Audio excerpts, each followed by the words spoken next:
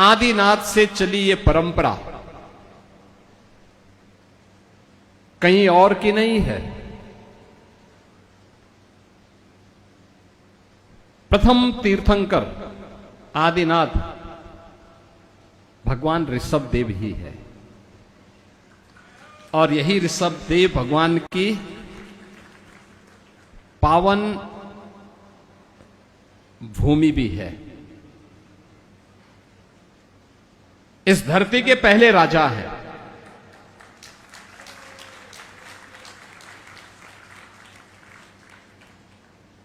अयोध्या का राजा दुनिया का राजा होता था, पूरी धरती का राजा होता था। याद करिए रामायण का वह दृश्य जब भगवान राम बाली को मारते हैं और बाली उनसे पूछता है कि तुमने धोखे से मुझे मारा है, तुम्हारा मेरे राज्य पे क्या अधिकार था? तो भगवान राम बाली को एक ही बात कहते हैं कि तुम्हारा कर्म तुम्हारी अधोगति का कारण बना है, और तुम्हें नहीं मालूम कि सागरों से, वनों से आच्छादित संपूर्ण धरा जहां कहीं भी है, ये अयोध्या के राजाओं की धरती है, अयोध्या के राजाओं की।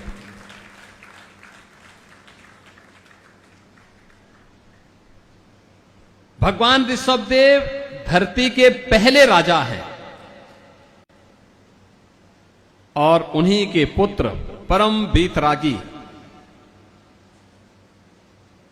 भगवान जड़ भरत, जिनके नाम पर हमारे देश का नाम भारत पड़ा,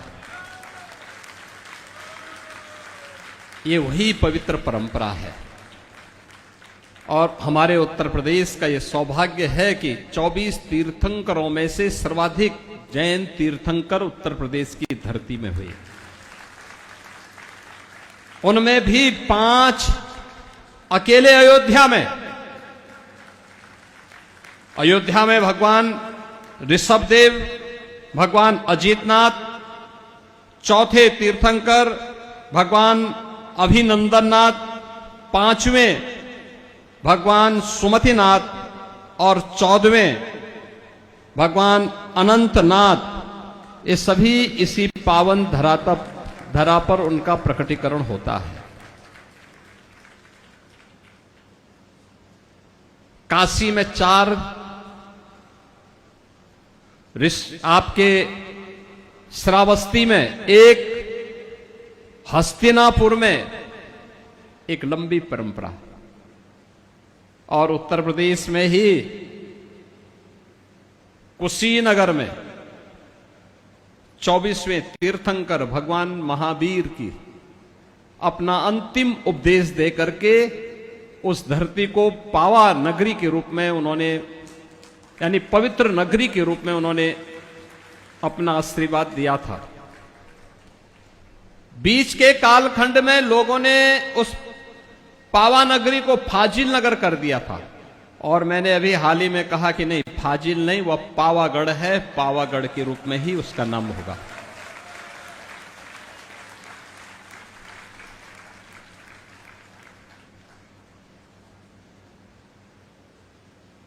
याद रखना कितनी पवित्र परंपरा है। धरती के राजा हैं, सबका संरक्षण कर रहे हैं, सबका लालन पालन कर रहे हैं, और सबको एक अनुशासन में बांधने की प्रेरणा दे रहे हैं। जियो और जीने दो। याद रखना, जियो और जीने दो का मंत्र वही दे सकता है जो सुरक्षित हो, वही दे सकता है जो आत्म अनुशासन से बंधा हुआ हो। नकारात्मक ताकतें, उच्छृंखल ताकतें आत्म अनुशासन में नहीं रह सकते। और जिसका स्वयं पे अनुशासन नहीं है